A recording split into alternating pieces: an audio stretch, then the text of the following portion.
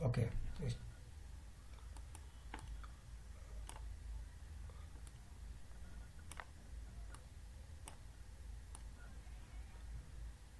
Okay start the costing module. इस costing module का हमारा ऑब्जेक्टिव है calculation of operation cost and control of expense cost. और इसको मेजर करने के लिए कॉस्टिंग मॉड्यूल की अपनी स्टेप्स हैं, और वो कैसे मेजर करेंगे, कैसे काम करेगा कॉस्टिंग मॉड्यूल, हमें इसका रिजल्ट कैसे निकाल कर देगा, ये सब कुछ इस कॉस्टिंग मॉड्यूल में हम ऑपरेट करेंगे।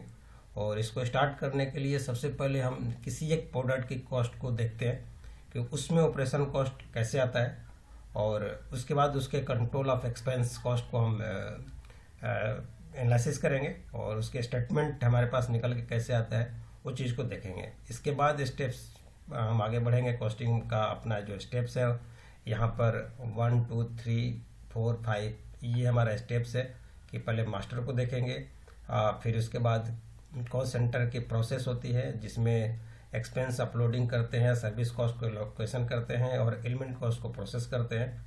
और तीसरा स्टेप से हमारा ऑपरेशन कॉस्ट, जिसमें हम 3 तरह के ऑपरेशन कॉस्ट निकालते हैं, उसमें से जो भी सूटेबल होगी हमारे लिए, चाहे स्टैंडर्ड हम मेजर करें या एक्चुअल पर चले या एडॉक बेसिस पर चले। इसके बाद बॉम की कॉस्टिंग करते हैं, इसके बाद कॉस्टिंग रिपोर्ट एनालिसिस को मंथली बेसिस पर हम चेक करते हैं। तो ये स्टेप्स होगी हमारे जो कॉस्टिंग मॉड्यूल के अंदर हम ऑपरेट करेंगे और फंक्शन करेंगे। तो सबसे पहले हम किसी भी एक प्रोडक्ट को लेते हैं, एफजी के किसी एक प्रोडक्ट को लेते हैं जिसका हम एफजी कॉस्ट निकालते हैं, और इसके बाद आगे बढ़ते हैं कि हमारा रिजल्ट कॉस्टिंग मॉड्यूल में कैसे आता है। तो मैं रिपोर्ट में आता हूँ और यहाँ पर हमारा बॉम कॉस्ट है।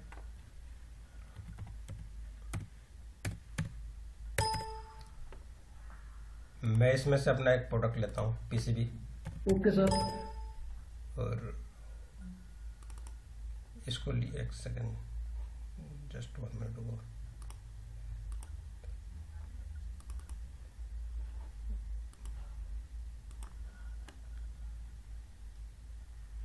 ये हमारा रिजल्ट है। ईआरपी ने, कॉस्टिंग मॉड्यूल ने ये हमारे प्रोडक्ट को कैलकुलेट कर रिजल्ट दिया कि इस प्रोडक्ट को बनाने के लिए जो बॉम की कॉस्ट है 3.96 रुपीज कॉस्ट आती है as per raw material and requirement of quantity as per Baum.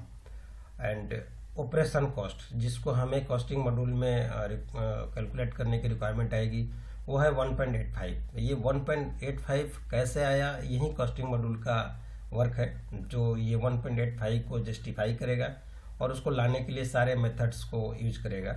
और इसके बाद आता है प्रॉफिट मार्जिन। प्रॉफिट मार्जिन ही हमारी कॉस्टिंग का स्टेटमेंट शीट बताती है कि हम कितना प्रॉफिट मार्जिन लगा पाएंगे। जैसे इसमें 0 है, हो सकता है हम इसमें 2% लें या 3% लें, ये कॉस्टिंग मॉड्यूल हमारे को जस्टिफाई करता है। और इन तीनों को हम जोड़ते हैं, और जो हमारा रॉ मटेरियल कॉस्ट है, ऑपरेटिंग कॉस्ट है और प्रॉफिट मार्जिन है, इन तीनों को अगर हम आपस में सम करते हैं तो जो मेरा फाइनल कॉस्ट बनता है वो मेरा एफजी कॉस्ट होता है, जिसको हम सेलिंग करने के लिए दें या अपने एमआरपी सेट करें। तो जो भी हमारी मेथडोलॉजी होगी कंपनी की, जो भी हम मेथड से काम करेंगे उस पर ये स्टैंड करेगा। तो बेसिकली हमारा काम है ओके सर। अपने ऑपरेटिंग कॉस्ट को चेक करना कि ये 1.85 कैसे आया, और प्रॉफिट मार्जिन को सेट करना कि हम कितना प्रॉफिट मार्जिन सेट करें जिससे हमारा जो कॉस्ट है वो कस्टमर के एंड पर प्रॉपर रहे और सुटेबल रहे, जिसमें कोई भी किसी भी तरह का कोई प्रॉब्लम्स क्रिएट ना हो इन फ्यूचर। और वो सारा चीज़ हम एनालिसिस करते रहेंगे टाइम टू टाइम। ओके, तो पहले हम आगे बढ़ते हैं कि इस ऑपरेटिंग कॉस्ट को कैसे लाया जाए, और सीट कैसा है हमारा, ये कैसे सीट निकलता है जो प्रॉफिट मार्जिन को एनालिसिस करने के लिए, वो एक बार हम देखते हैं। ये मेरा कॉस्टिंग है और इस एनालाइजर में आते हैं। तो अगर मैं यहाँ पर अप्रैल महीने का सिलेक्ट करता हूँ तो कॉस्टिंग स्टेटमेंट जनरेट करता हूँ मैं, तो ये सीट हमारे सामने आएगी जिसमें ये डाटा फिलअप होकर आएगा।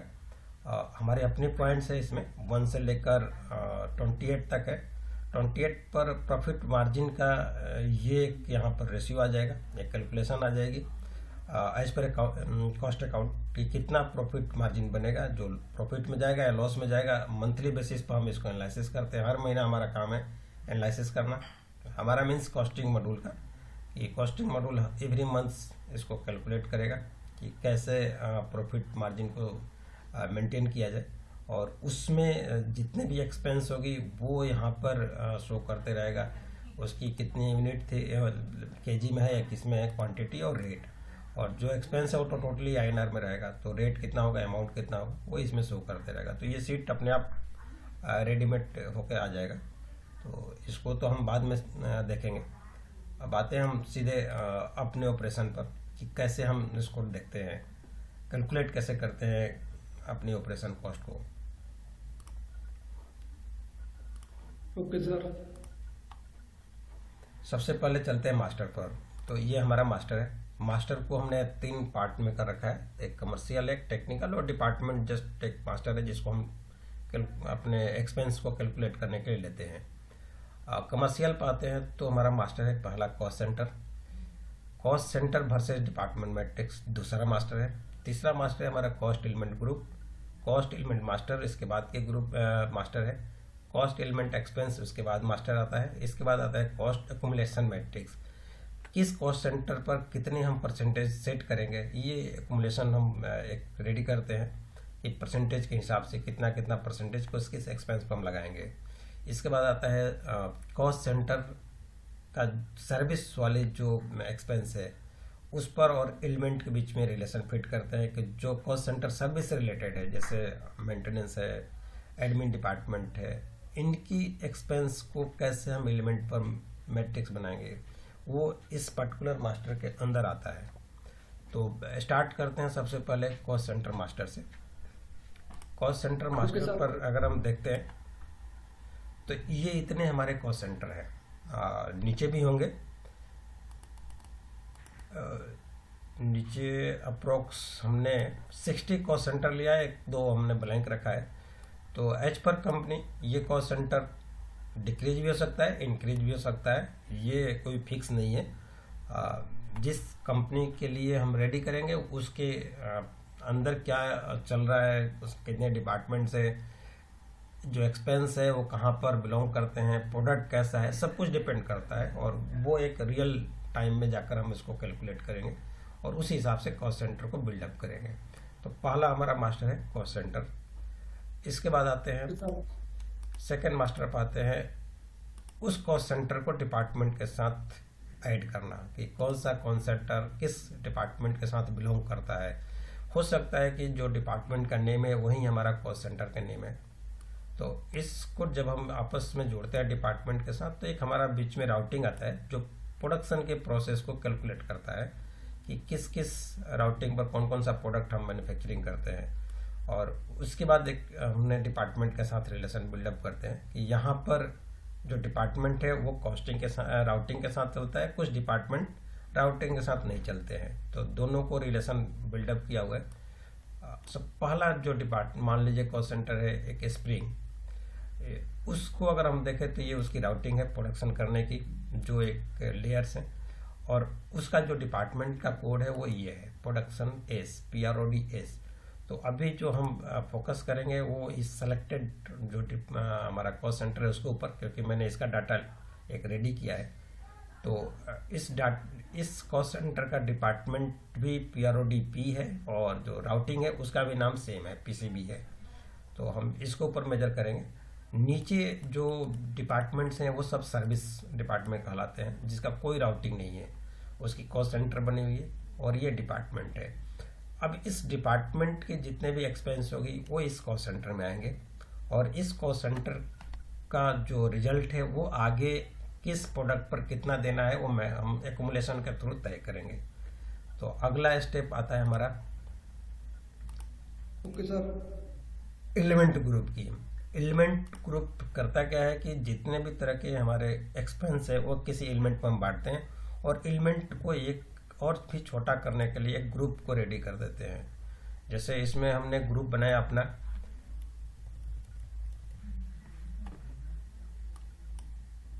ओके सर, हमने 23 ग्रुप बनाए हैं।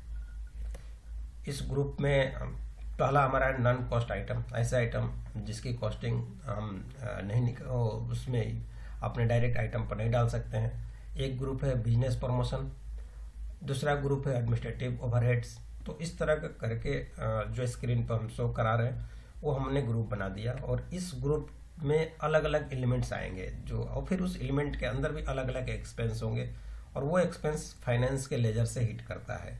तो मैं इसको मिनिमाइज करता हूँ, और अगला जो आएगा एलिमेंट मास्टर।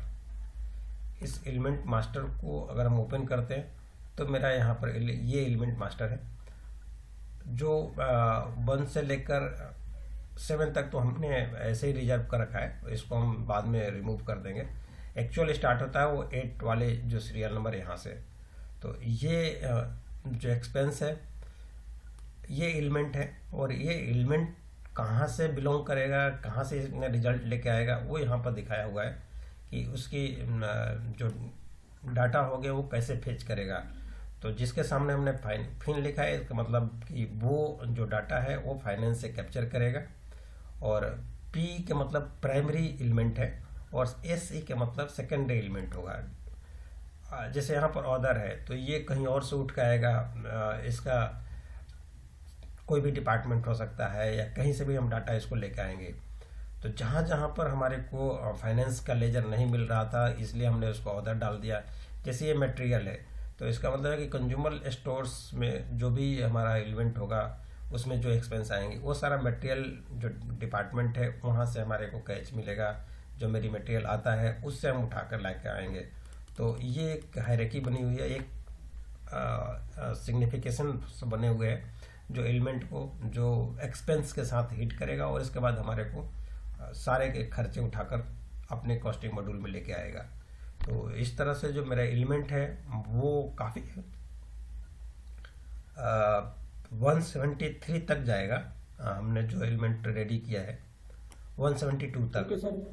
तो इसमें अगर आप हम देखें तो बहुत सारे ऑर्डर्स में है, बहुत सारे मटेरियल वाले कैटेगरी में है जहाँ से डाटा फेच करेगा, और बहुत सारे फाइनेंस में है। तो जो ऑर्डर वाले हैं वो सेकेंडरी है, जो फाइनेंस हैं और जो मटेरियल है वो प्राइमरी है, क्योंकि इसकी डाटा हमारे को मिल जाएगी इजीली, और हमें ज़्यादा कुछ डाटा को मैनेज करने की ज़रूरत नहीं पड़ेगी। जो ऑर्डर है वो हमारा सेकेंडरी है, कि जब उसमें कुछ खर्चे आ जाएंगे या कुछ एक्सपेंस क्रिएट होंगे तो हम फिर उस डाटा को कैप्चर करेंगे। तो अगला जो स्टेप्स है हमारा, जो अगला स्टेप में जो मास्टर है वो है कॉस्ट एलिमेंट एक्सपेंस। इसको मैं एडिट करता हूँ, और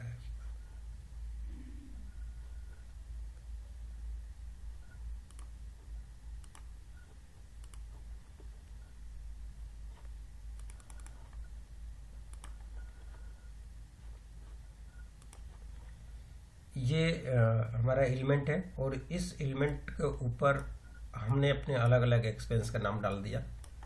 हो सकता है कि मेरा एलिमेंट भी सेम नाम से रहे, एक्सपेंस भी सेम नाम से रहे, फाइनेंस में जो लेजर है वो भी सेम नाम से रहे। तो हमने जो सिंक्रोनाइजेशन किया है वो इस तरह से किया है कि नोमेनक्लेचर प्रॉपर है, लेकिन कैटेगरी हमने 3 बनाई है। ये एलिमेंट, उसके ऊपर एक्सपेंस, और लेजर जो फाइनेंस का लेजर है वो आपस में जुड़ जाएगा। तो जब भी हम डाटा को एग्जीक्यूट करेंगे, इंपोर्ट करने की कोशिश करेंगे, वो लेजर से हिट करके एक्सपेंस में डालेगा, एक्सपेंस से हिट करके एलिमेंट में डालेगा। बेसिकली हमारे को चाहिए एलिमेंट का ग्रुप, तो वहाँ से हम डाटा को अपने फेच करेंगे। ठीक है, तो ये मास्टर्स हो गए हमारे। अब नेक्स्ट आते हैं, इस मास्टर का लास्ट में एक और मास्टर है हमारा जिसको हम बोलते हैं एक्युमुलेशन मैट्रिक्स। अगर मैं इसको एडिट करता हूँ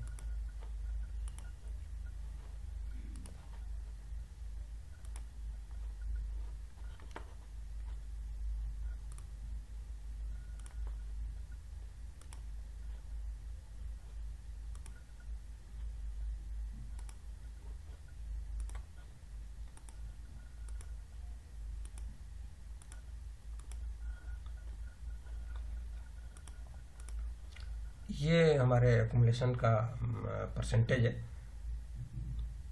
ओके सर।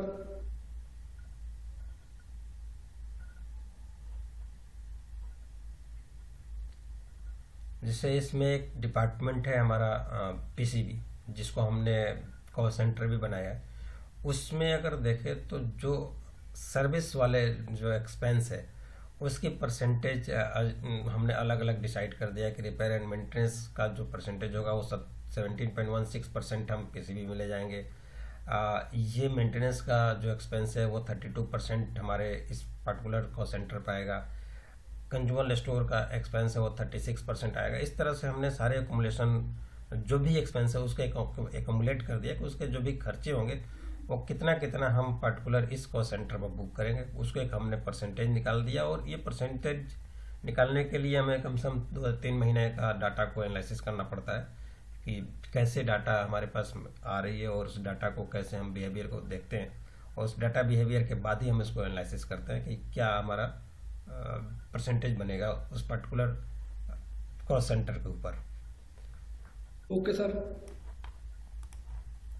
तो ये एक्युमुलेशन भी हो गया हमारा। अब लास्ट एक मास्टर बचा है सर्विस वर्सेज एलिमेंट मैट्रिक्स। इसमें जो ऐसे सर्विस जो डायरेक्टली हिट नहीं कर रहा है उस कॉस्ट सेंटर के ऊपर, तो उस सर्विस को हम अपने किसी न किसी एक सेकेंडरी एलिमेंट के साथ जोड़ते हैं। जैसे अकाउंट डिपार्टमेंट है, हमने एडमिन को लिया, एडमिन के बहुत सारे जो हेड हैं, जो खर्चे हैं, उसको एक एलिमेंट से अपने जोड़ दिया कि एडमिन है वो एडमिनिस्ट्रेटिव ओवरहेड है उससे जाएगा। सिविल जो कॉस्ट सेंटर है उस पर जो एलिमेंट काम करेंगे वो एडमिनिस्ट्रेटिव ओवरहेड से आएंगे, यानी एडमिनिस्ट्रेटिव ओवरहेड के अंदर जो एक्सपेंस आएगा वो सिविल डिपार्टमेंट और एडमिन डिपार्टमेंट में जाएगा। जैसे जो प्रोडक्शन की ओवरहेड हो गई वो मेंटेनेंस जो डिपार्टमेंट है उसके अंदर जाएंगे, और 2 तरह के हमारे मेंटेनेंस डिपार्टमेंट तो उसमें जाएंगे। जैसे और भी ओवरहेड है तो ऑपरेशन में भी जाएंगे। तो इस तरह से जो ऐसे सर्विस जो हमने कभी डायरेक्टली उसको हिट नहीं किया है वो इसमें डाल दिया कि कुछ बचे हुए जो चीज़ है वो इधर शिफ्ट कर जाए। तो ये सारे मास्टर्स को हमने कन्फिगर कर दिया। जब मास्टर मेरे सारे कन्फिगर हो जाते हैं तो अगला स्टेप्स आता है हमारा इसको प्रोसेस करने का। तो जो भी मेरे कॉस्ट सेंटर हैं उनको हम कैसे प्रोसेस करते हैं वो इस प्रोसेसिंग पर आता है। तो सबसे पहले हमारा 3 प्रोसेस है, एक्सपेंस को अपलोड करना, सर्विस कॉस्ट को एलोकेट करना और एलिमेंट कॉस्ट को प्रोसेस करना। तो मैं एक्सपेंस अपलोड पाता हूँ। Okay sir. इसमें हमने 3 तरह का मेथड दिया है अपलोड करने के लिए। एक इंपोर्ट कर सकते हैं, और दूसरा है जो फाइनेंस डिपार्टमेंट है उसकी जो वाउचर एंट्री होती है उसको डायरेक्टली हम यहाँ पर कॉल कर लेते हैं। तीसरा है लोडिंग मटेरियल का, जो भी मटेरियल हमारा इशू होता है वो किस कॉस्ट सेंटर के अगेंस्ट में इशू होता है वो हम डायरेक्टली इसमें अपलोड कर लेते हैं। तो वहाँ से सीधे सीधे हमारे सारे कॉस्ट सेंटर के ऊपर जितने भी चीज़ें जो अमाउंट है जितने खर्चे हो रहे हैं वो सारे आ जाते हैं। अभी हमारे पास डाटा नहीं था इसलिए हमने एक महीने का डाटा को इंपोर्ट किया, आपने रेडी किया डाटा से, और सीधे सीधे डाटा को हमने इंपोर्ट वाले मेथड में डाल दिया। तो हम यहाँ पर अगर हम देखें तो एक तीसरे नंबर का ट्रांजैक्शन किया है जो अप्रैल महीने का डाटा है। इस अप्रैल महीने के डाटा को मैंने इंपोर्ट किया है, और अलग अलग कॉस्ट सेंटर की जो अमाउंट है वो आ गया कि भाई ये डिपार्टमेंट है, इसके एक्सपेंस सैलरी थी जो इतने अमाउंट है। बहुत सारे और भी एक्सपेंस होंगे लेकिन हमारे पास डाटा की शॉर्टेज थी, तो जो डाटा हमें मिला एक पर्टिकुलर डेमोस्ट्रेट करने के लिए उस डाटा को हमने कैच किया। तो यहाँ कॉस्ट सेंटर है, ये डिपार्टमेंट है और ये एक्सपेंस है। इस कॉस्ट सेंटर के ऊपर ये डिपार्टमेंट के साथ ये एक्सपेंस सैलरी के नाम से एक्सपेंस है, उसमें उनका ये फिगर बनता है। ये कॉस्ट सेंटर है, उसका ये डिपार्टमेंट है, और उस डिपार्टमेंट में भी सैलरी आती है और उस सैलरी का ये एक्सपेंस बनता है। तो इस तरह से ये डाटा हमारा इंपोर्ट होके आ गया, हमने सेव कर दिया है। अब इस डाटा को अगर हम आगे बढ़ते हैं सर्विस कॉस्ट एलोकेट करने के लिए, तो अभी हमने कोई सर्विस कॉस्ट एलिमेंट यहाँ पर एलोकेट नहीं किया है। चाहे तो हम कर सकते हैं, लेकिन डाटा के यहाँ भी हमारे को शॉर्टेज है तो हमने इसको अभी फॉरगेट किया है कि इसके बिना हम सीधे एलिमेंट कॉस्ट को प्रोसेस करते हैं। तो अगर हम यहाँ देखें तो एक एलिमेंट कॉस्ट हमने प्रोसेस किया है, वो है एक डिपार्टमेंट जो पीसीबी के नाम से था, उसको हमने लिया है। अगर हम किसी और डिपार्टमेंट को अगर प्रोसेस करें तो उसका भी यहाँ पर आ जाता है। मैं न्यू करता हूँ और अप्रैल महीने लेता हूँ, और मैं एक डिपार्टमेंट लेता हूँ स्प्रिंग। अगर इसको प्रोसेस करते हैं तो इसकी कॉस्ट यहाँ आ जाती है। इसमें बहुत सारे एलिमेंट हो गए, बहुत सारी चीज़ें होगी, तो वो उस महीने को उठाकर जोड़ जाड़ कर सारा लेके आएगा और इसको हम सेव कर देते हैं। तो ये मेरा जो एलिमेंट है प्रोसेस हो गया। अब अगला स्टेप होता है हमारा जो ऑपरेशन कॉस्ट है उसको निकालने के लिए। तो ऑपरेशन कॉस्ट हमने 3 तरीक़ा से दिखाया कि एक स्टैंडर्ड है जो वन टाइम हम फिक्स कर देते हैं, भैया ये पकड़ो और ये पीसीबी डिपार्टमेंट है, इसको ओके करो और इसके ऊपर जितने भी जो खर्चे हैं उसको अपलोड कर दो। हमने लेके आगे ये एलिमेंट ग्रुप मास्टर है उसको उठाकर यहाँ डाल देते हैं और उसके खर्चे उसके साथ सब कुछ डालने के बाद हम यहाँ डाल देते हैं, तो मेरा वो स्टैंडर्ड बन जाता है। और नीचे हमने उस डिपार्टमेंट की प्रोडक्ट बनाने की ऑपरेशन है, उस ऑपरेशन को कैच किया है, उसके साइकिल टाइम कितनी होगी उसको लेते हैं और उसके साइकिल टाइम के हिसाब से ये कैलकुलेशन निकल कर हमारा नेट कॉस्ट यहाँ पर आ जाता है। तो ये तो स्टैंडर्ड है जो अभी हम नहीं करेंगे, हमारे पास अभी एलिमेंट ग्रुप का कॉस्ट नहीं है। तो मैं आता हूँ इसकी एक्चुअल पर। मैं एक्चुअल पर आता हूँ तो मेरा यहाँ पर एक मैं अप्रैल महीना का लेता हूँ और एक डिपार्टमेंट है पीसीबी। इसको अगर मैं कैलकुलेट करता हूँ तभी चल के आएगा डाटा और इस डाटा के अंदर वो सारी चीज़ें निकल के आ जाएगी, अपने आप निकाल कर लाएगा कि पर्टिकुलर एक मॉडल्स है उस मॉडल को बनाने में कितना साइकिल टाइम लगता है और हमने उस महीने कितना प्रोडक्शन किया तो मेरा ऑपरेशन कॉस्ट कितना आया, ये आ गया।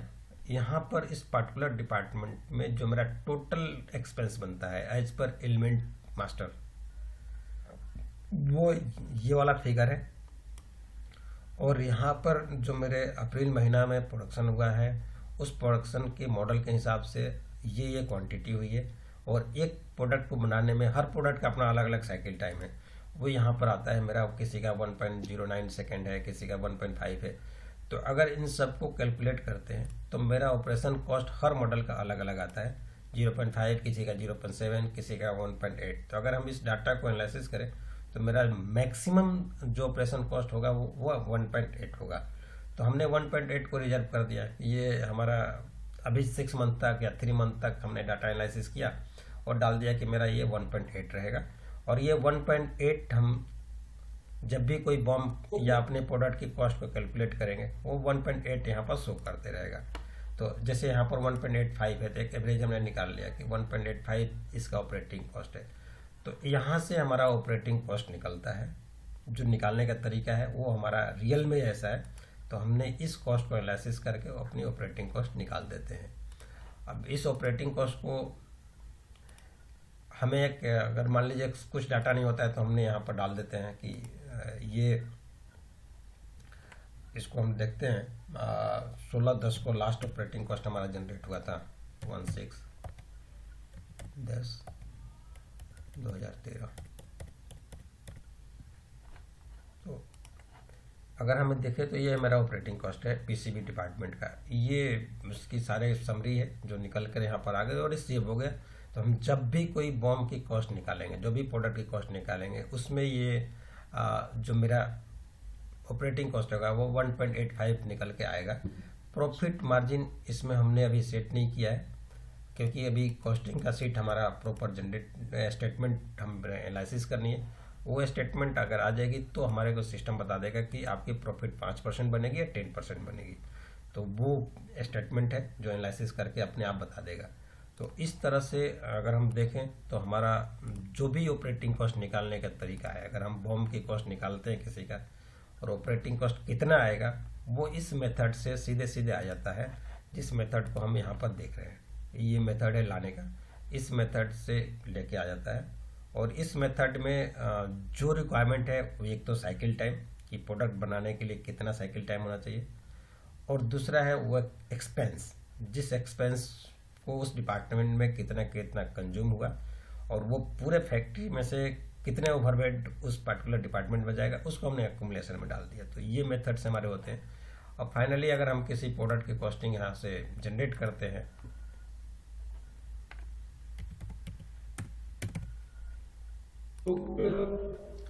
अगर मैं पीसीबी कर लूँ और मैं नेक्स्ट करता हूँ, ज़्यादा लंबा हो जाएगा तो एक सेकंड में एक मॉडल का लेता हूँ। मॉडल का क्या है 1210, मैं इसमें जाता हूँ और इसका नेक्स्ट करता हूँ तो इसमें कितना है कोड, इसका 20 है, इसको लेता हूँ 02 को और मैं इसको एग्जीक्यूट करता हूँ।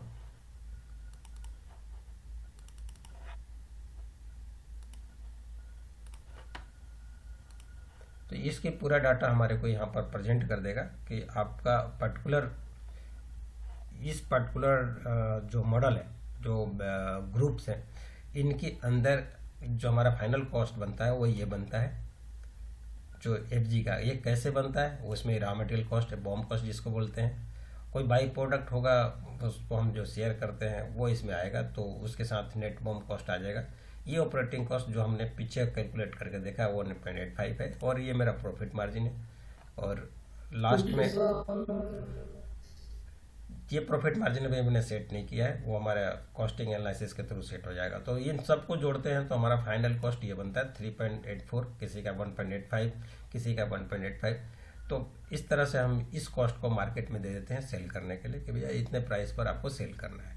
तो ये कॉस्टिंग मॉड्यूल कॉस्टिंग मॉड्यूल का यही काम है कि ये इसको कैलकुलेट करे कैसे इसको रिजर्व करता है। तो यहाँ हम इसको अब इंड करते हैं कि कॉस्टिंग मॉड्यूल को, और ये हमारा फाइनल फिगर था कि कैसे इसको ऑपरेट करेगा और कैसे इसका एग्जीक्यूट करेगा। Okay sir. ओके।